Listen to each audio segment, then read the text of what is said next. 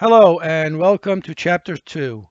Today we're going to talk about malware and social engineering attacks. So let's get started. Here are the objectives of the chapter.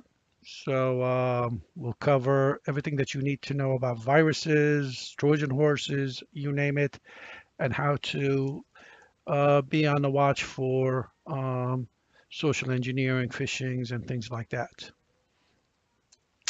All right, so a malicious software. And that is what malware is, malicious software. Mal and ware. So malicious software is intent is to get into your computer. It could do harm, but nowadays it's really intent to only mostly for profit or just annoyance. So they may download a virus, encrypt your hard drive, and send you a code and tell you to pay them either in gift cards or in bitcoins, and they'll give you a key to decrypt your hard drive. Um, Mostly all other viruses are probably now doing the destroy files. They're still out there, but the most antivirus programs take care of that already. So you can have viruses that can infect your systems. They can hide themselves. It's a pain. If you get a virus nowadays on your device, it's going to be a major headache to really get rid of them. So the best solution is prevention, prevention, prevention. So make sure that you are well protected. You have a good antivirus program, a firewall that is active on your device and on your network, and then you should be good to go. All right, so let's start with viruses. Viruses is a program that attaches itself to a legitimate file when you download it. So the number one prevention is to make sure you know where you are downloading these files that you are downloading from. Is it from a reputable um, location or not. So don't just download anything off the internet, especially when you're downloading these free songs or movies or software that you think you're getting them free. Make sure that they're not viruses. They may not be viruses. You may download spywares, adwares, keyloggers. It's going to be, it's the problem is a headache to really get rid of them. So one of the first thing that a virus will do is when it gets there, the whole idea is to get in there and hide themselves and they replicate themselves. That's what really, a a characteristic of a virus is that it replicates itself. Point number one, make sure you write down what a virus is. It's right here. Okay, next. Again, viruses can split themselves, but the main reason for a virus is either to do damage to your hard drive or just or mostly that's what it is, or stay dormant, steal information. There's a whole bunch of different, but we give these different names nowadays. Most antivirus programs can catch a lot of the stuff. If you stay away from websites that are notable for notorious for viruses, then you should be okay. Make sure you scan. Don't let anyone just use USB drives into your system because that may, if that USB has a virus, that might just spread into your system as well. Okay, how do you know that you got a virus? If you think your system is acting sluggish, really, really slow, the CPU utilization is very, very high. Um, when you click on something, when you open up a program, it becomes very slow in acting. If files are not where they're supposed to be, something got deleted without you knowing, most likely you have a virus. So what do you do when a virus occurs? Um, the best thing, well, I'll tell you right now, if make sure before we even talk about even prevention, not even prevention, make sure every single piece of data on your system is backed up no matter what it is. Anything that is important, pictures, songs, files, data, you name it, applications, make sure they are off your hard drive. They are backed up in two different places, preferably on maybe another hard drive an external hard drive, and also in the cloud somewhere.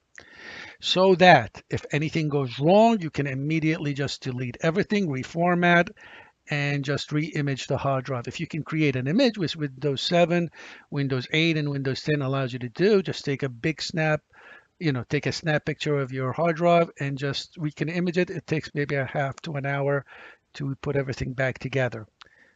That's the only solution. That's the best solution to make sure that you are 100% clean. So that will be the last resort. But if you want to take it step by step, if somebody comes up to you and says, I have a virus and I need to get rid of it, one of the first things that you could do is you can go to advanced boot. I think you press F12 to do that and boot up in safe mode. You don't get all the bells and whistles when you boot up in self mode. So hopefully that the virus doesn't boot up, and maybe you can scan the hard drive and you can catch. You can use several different um, antivirus programs, and hopefully it will catch the virus and clean it out for you. If that doesn't work, you can let me see what you could do next. You could take out your hard drive, make it a slave drive, because if it's a slave drive, the controller is not operating, it is just sitting there, and you can go from the primary and scan that slave drive and see if you can clean it out. I've used that several times. It works, but you got to run the antivirus program for several days. And I use Norton, McAfee's, to really they do a pretty good job. And almost any type of antivirus program will do, and even the Microsoft Defender is pretty good too. Um, the last resort is really um, restore point is probably a good idea too.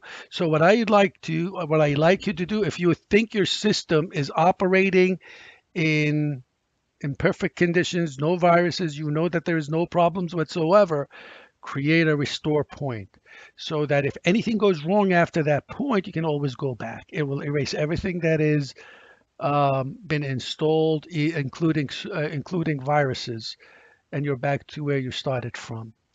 But the best solution, my recommendation, is to delete, format, and um, start fresh. Probably that's the only way to do it. That's why it is highly not only recommended. In fact, you should not be hired by anyone if you do not back up your data. All data has to be backed up regardless. All right, so the type of viruses that are out there, there's a program virus. They infect the executable file. Usually they come in attachment. So if you click on the attachment and it has .exe, it immediately executes, and bingo, you got nothing to do. Now today's viruses, they got big problems. If somebody sends you a file and it has an attachment.exe on it, don't click on it, because if it clicks on it and you see your system, by the way, is doing something funny, it's probably encrypting your hard drive. The best thing to do, turn off your computer immediately, and don't just wait till the system gets encrypted completely. This way you interrupt the program and hopefully you will catch it. That's probably the only way you can prevent that kind of virus. It is, but if it got encrypted and they send you a message to pay, do not pay no matter what. 80% of the time when you pay, even if they send you the key, most likely the key doesn't work and you lose the money. And when you pay, they know they're making money. They're going to keep doing it. They're going to keep coming back at you. So don't pay, ignore it. And you're going to take the hit and probably, reformat and restart all over again. And hopefully you'll learn the lesson. Also, the camera that is on top of your laptop, make sure you cover it if you are not using it, because they can run a program that can capture your image. They can take your image and they can put it in places and blackmail you. So make sure you do that as well. So that's that. Macro viruses is just little scripts that get executed. Resident file is when your operating system executes the virus, and if it's opened up in memory, you cannot delete it. So that's the problem. Every time you boot up your system, the virus goes up in memory and the antivirus program won't be able to catch it. Boot viruses are a pain because if they go into the boot system and in effect, you can't even turn on your computer. And if you can't turn your computer on, you cannot boot it. You cannot boot it. You lose all the data that's on there. Even though the data is not corrupted, but the master boot record, the MBR, is all screwed up, and he is the one that knows where all your files are, and you won't be able to retrieve them from the file allocation table or the NTFS, depending on how you formatted your system. So if the NBR is infected, you're going to have to reformat your hard drive. But Microsoft took care of that. If you ever defragmented your hard drive, you'll see a little red area on your hard drive that never moves. That's the boot virus. That's the boot sector. That's where all the core operating system files are located, including the MBR. So antivirus will not be able to get in there. Companion viruses, they add malicious copycats of the program to the operating system. So these are a whole bunch of different names.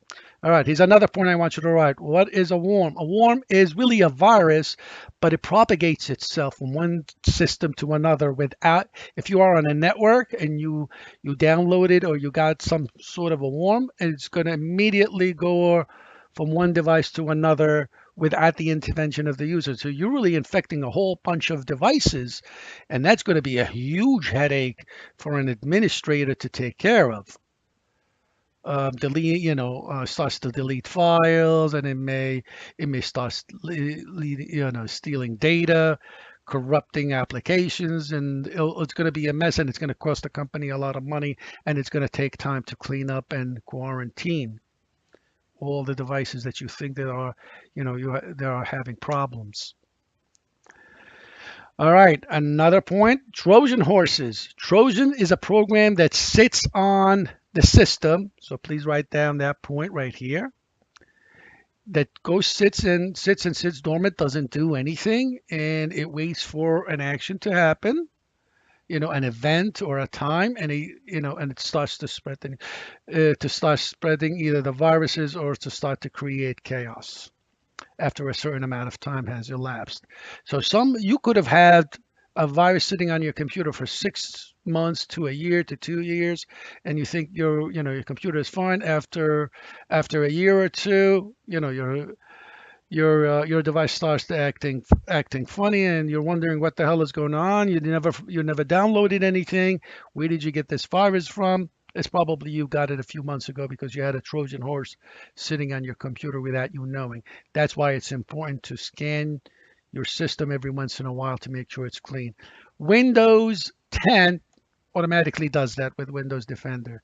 And it does a pretty good job with that. Again, another one, Rootkits. I want you to write that down too. Rootkits these are nasties because it's an application that goes onto your system, steals data, sends it to the attacker. Once he gets everything that he needs, he erases himself to make sure that it's like as if he never existed. So those are nasties. You got to be able to catch them before they even get on your system. A logic bomb is a type of, you may think of it as a type of a Trojan horse. That's just a timer. Maybe after 3 months, it kicks in and starts to create chaos or create havoc on your system. Backdoor is a software code that circumvents the norm of security, maybe the firewall, and have access to the programs.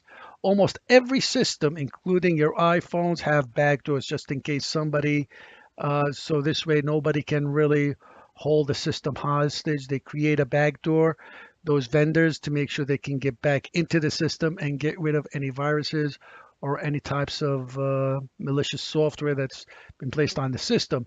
Now, attackers may learn what these backdoors are, and that's one way they can break into the system. And most of these attacks that happens over the internet is they get through these backdoors somehow, somewhere. They were able to find out what those backdoor codes on, and they were able to get into your system and either steal data or even just corrupt your system. So if there is a backdoor that is created to allow you to get into the system in case something goes wrong, make sure you protect that, and make sure only very few people and top level um, of the administrations in the organization should know what the backdoor is. All right, so let's talk about botnets, spyware, adwares, and keyloggers. I want you to take notes for each one of them. All right, so let's talk about a botnet, which is a robot network. So take notes, write that down. What a botnet is, well, the way it works is if I send a code on your computer, a little program that just sits there, and I control now your device remotely by executing that code from my home. So your computer is going to be acting like a zombie. If I send this code or that program to millions of computers, so I have a whole bunch of zombies now, and they are controlled by me by executing a certain command. So they are robot. This is like a robot network. They are controlled by me. I can just send a command and they all go do what I want them to do. All these millions of computers. That's what a botnet is, a robot network. Now, mostly they are used to create a distributed denial of service, DDoS, and that's what most of the attacks are. So as soon as I create that command, all these computers start sending requests to the server, and when they attack a server, and then the server cannot do anything, they start trying to service them. Legitimate people trying to get into the server, and even if somebody's trying to legitimately get access to the server, they won't be able to because they'll see that it's busy. A year ago or so, I think CNBC, Mastercard, they're all were hit by a botnet, and they are still in there. So your computer may be a zombie to someone out there. So you need to make sure that you have an antivirus program that can scan for these malwares, those types of malwares. All right, spyware. Well, spyware is good for the attacker because they want to find out what you do, what you look for, what your interest in buying and things like that. So they send the software, and they want to know what websites you visit to. I remember many years ago, I downloaded, for whatever reason, I had a spyware running on my computer, and when I typed, the college that I was working at, college.edu, they knew that I was, I'm trying to get access to a university, and a whole bunch of windows just came up. Adwares were just popping like crazy. It took me 3 months trying to clean it up, but I couldn't, and I finally decided to just wipe everything out, reformat the hard drive, and start all over again. All right, so it's mainly for profit. They want to find out what you're doing, and so they can send you advertisements. Adwares, really, this has been taken care of. You get these pop-ups. You know, Chrome and Windows Explorer usually do a pretty good job with adwares.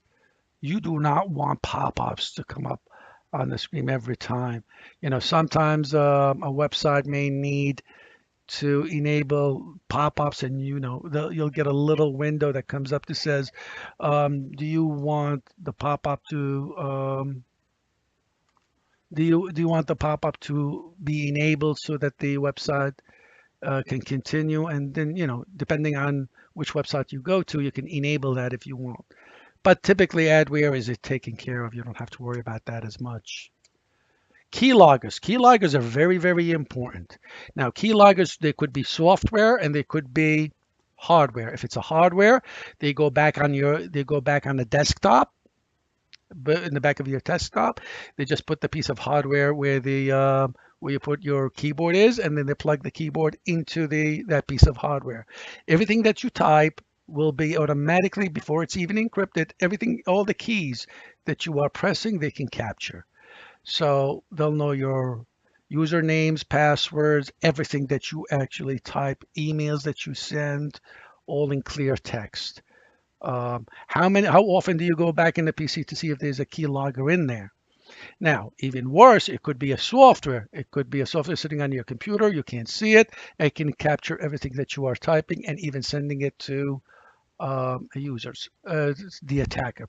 So therefore, make sure that you never ever access any sensitive information when you are on public computers. Like let's say you're in an airport and there's a public computer that you can use it. You can use it to browse the internet, but you don't want to maybe get in and to your credit card website or your bank or something like that because there may be keyloggers that are sitting in there unless you are one unless only access sensitive websites on your own device and make sure that the network that you are connected to is secured. Never ever try to access anything that is, even if it's your own computer. Don't go, for example, to a coffee shop and that internet connection is open, or maybe to a library. Make sure that if that's the case, make sure you're just accessing non-sensitive information. All right, so keyloggers could be a pain.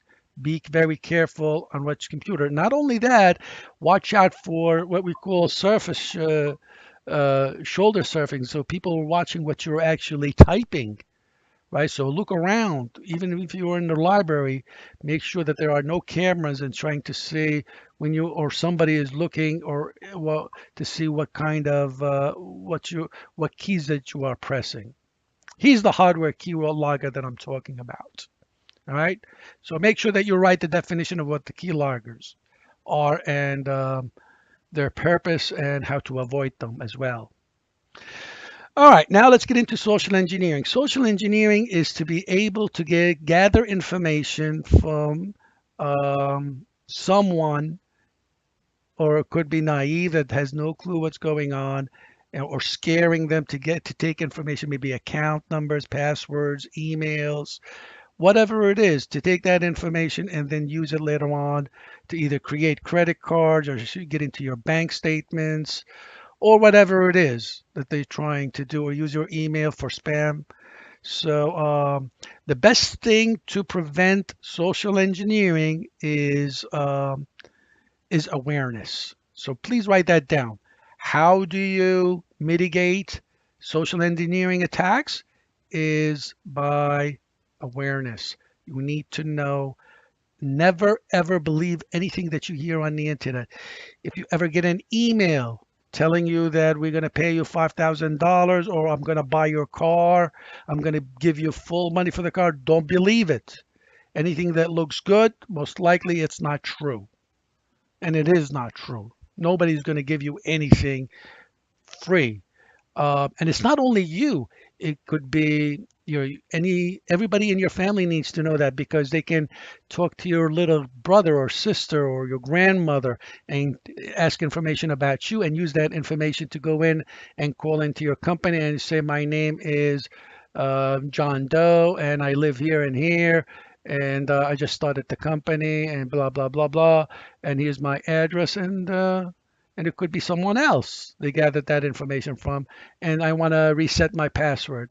And if the IT department, the person who is answering the phone, does not follow it should be in the security policy that they should not do that.